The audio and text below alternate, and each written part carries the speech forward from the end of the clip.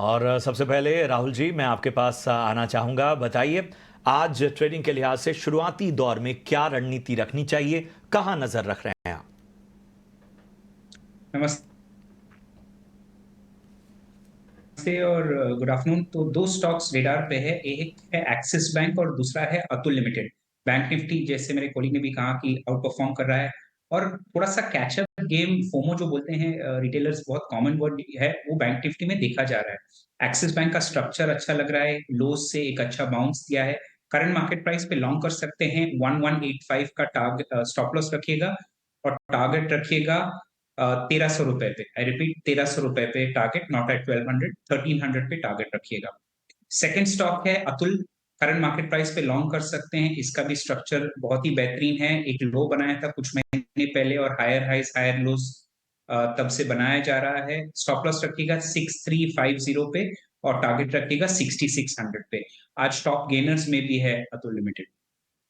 बिल्कुल, तो दोनों ही स्टॉक्स पर खरीदारी की राय। एक है बैंकिंग सेक्टर से एक्सिस बैंक, जहां पर 1200 रुपए प्रति शेयर का लक्ष्य दिया है, और दूसरा स्टॉक है अतुल लिमिटेड, जहां पर 6600 रुपए प्रति शेयर का लक्ष्य दिया है। वैशाली, आपसे पूछना चाहूंगी, आपके स्टॉक स्पेसिफिक आइडियाज क्या रहेंगे? ऑफ कोर्स ओवरऑल तो फर्टिलाइजर और केमिकल सेक्टर में बहुत ही तेजी है। व्यू काफी हमारे पॉजिटिव है, लेकिन अभी जो नए स्टॉक्स हम देख रहे हैं, एक है पेपर स्टॉक्स में भी काफी हलचल हो रही है। तो एक ओरिएंट पेपर है, 52 लेवल्स पे मैं रेकमेंड कर रही हूँ 48 के स्टॉप लॉस के साथ, और 60 का एक टारगेट बना रहेगा। और दूसरा मैं ट्रैक कर रही हूँ वो है इंडस टावर्स, 339 है फिलहाल।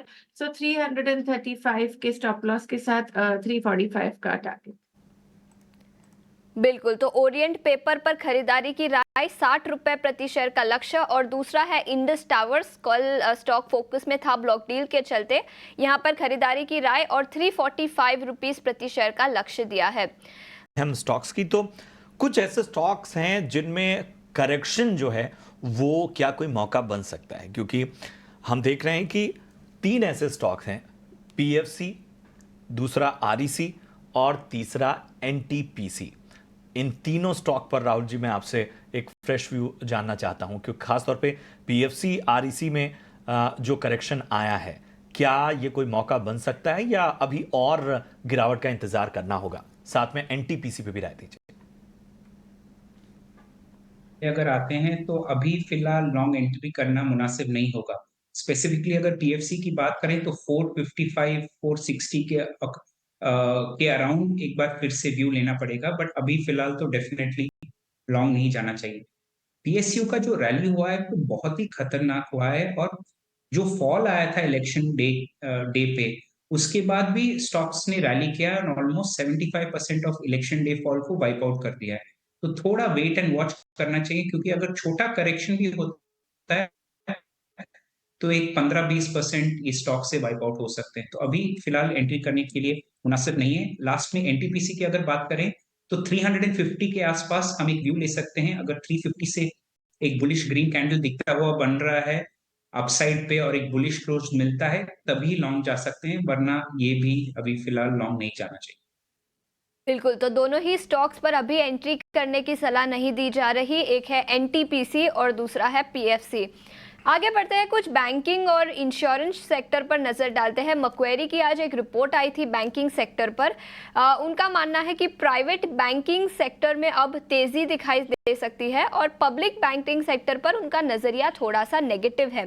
कोटक महिंद्रा बैंक को उन्होंने अपग्रेड किया है, आउट परफॉर्म की राय दी है, और टारगेट प्राइस भी बढ़ाकर अब 2025 रुपए प्रति शेयर कर दिया है।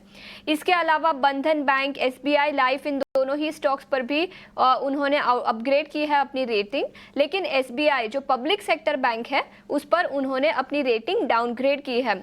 उनका मानना है कि private sector banks healthy return on assets और रिटर्न ऑन इक्विटी रिपोर्ट कर सकते हैं अगले कुछ क्वार्टर्स के लिए, और पब्लिक सेक्टर बैंक्स में थोड़ी सी नरमी दिखाई दे सकती है। ये तो हुई फंडामेंटल वजह जिसके चलते स्टॉक्स में आज काफ़ी एक्शन है। लेकिन वैशाली, आपसे पूछना चाहूंगी, पब्लिक सेक्टर और प्राइवेट सेक्टर बैंक्स पर आपका कोई नजरिया, स्पेसिफिकली कोटक महिंद्रा बैंक और बंधन बैंक और एसबीआई, तीनों ही स्टॉक्स पर अपनी राय दीजिए। मेरे ख्याल से एसबीआई भले थोड़ा ही अभी कंप्लेसेंट हो चुका है, बट इसमें कोई वीकनेस तो फिलहाल नहीं दिखती है। So I think on near term basis 820 के सपोर्ट के साथ ये 880 900 के टारगेट्स काफी इंटैक्ट है। बट खास करके आप अगर कोटक बैंक की बात करें या एचडीएफसी बैंक, ये सब जो फ्रंटलाइन प्राइवेट सेक्टर है, इसमें कुछ रन अप आया नहीं है। So I think technically very well placed HDFC Bank, Kotak Bank for a further run up. और बंधन बैंक तो मैंने आपसे कहा ही that near term target resistance रहेगा 210 to 220. So व्यू फिलहाल ट्रेडिंग के नजरिए से बंधन बैंक में पॉजिटिव है, बट लॉन्ग टर्म का नजरिया रखेंगे तो HDFC bank, Kotak bank, they still have lot of upside, further upside. ठीक है, तो ये नज़रिया इन तमाम स्टॉक्स पर आता हुआ इस वक्त हमने फर्टिलाइज़र और केमिकल स्पेस की बात की। अब इसी से जुड़ा हुआ ज़रा शुगर सेक्टर भी एक बार टटोल लेते हैं। हम देख रहे हैं कि आज जो है वो चाहे सिंभावली शुगर्स हो, श्री रेणुका शुगर्स हो, बजाज हिंदुस्तान, ये तमाम शुगर स्टॉक्स में आज तेज़ी नज़र आ रही है। राहुल जी, मैं आपके पास आना चाहूँगा। केमिकल और फर्टिलाइज़र स्पेस से एक तरह से लिंक होता है शुगर सेक्टर। ज़रा बताएं, आपको यहाँ पर कुछ पसंद आ रहा है क्या? तो एक काउंटर है धामपुर शुगर करके। तो धामपुर शुगर एक अच्छे लेवल से बहुत ही बेहतरीन बाउंस दिया था। लो एक 100 180 185 के पास लो बनाया था और एक अच्छा रैली दिया है। अभी फिलहाल कंसोलिडेशन फेज में है, बट अगर आपको यहाँ से 2-3% दूर पे एक बुलिश ग्रीन कैंडल मिलता है तो धामपुर शुगर पे लॉन्ग जा सकते हैं। करंट मार्केट प्राइस पे रेणुका बहुत अट्रैक्टिव लग रहा है। यहाँ पे भी आप नोटिस करेंगे अच्छा मूवमेंट आया है लास्ट 2 हफ्ते से, बड़े-बड़े बुलिश कैंडल्स बन रहे हैं। आज भी मार्केट को परफॉर्म कर रहा है, 1.5% अप है। अगर वो 52-50 के ऊपर क्लोजिंग मिलता है, लॉन्ग जा सकते हैं। अभी प्राइस 51.8 है, तो हार्डली 1% दूर 52.5 के ऊपर लॉन्ग कर सकते हैं। छोटा सा स्टॉप लॉस ₹50 पे रख सकते हैं और रेणुका पे लॉन्ग जा सकते हैं करंट पे।